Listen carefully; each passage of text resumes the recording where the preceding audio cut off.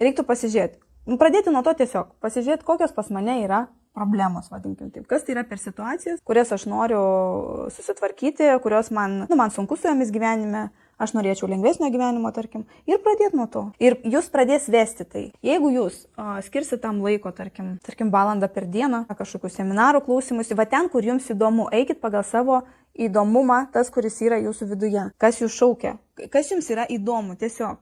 Ir viskas. Ir jūs tada visada busit patenkinti. Jeigu jūs gyvenime darysit tai, kas jums yra įdomu, tai, kas eina iš jūsų vidaus, tas, kas nėra primesta iš išorės, tai, kas nėra primesta visuomenės kažkokių tai normų ar kaip turi būti. Jeigu jūs šito neklausysit ir klausysit savęs, jūs visada busit laimingi ir patenkinti. Netgi būdami ar tai religijoje, ar ezoterikoje, nesvarbu. Jums bus gerai, suprantat. Bet kad būtų visiškai gerai, tai jau tada mes turim eiti į savęs pažinimą.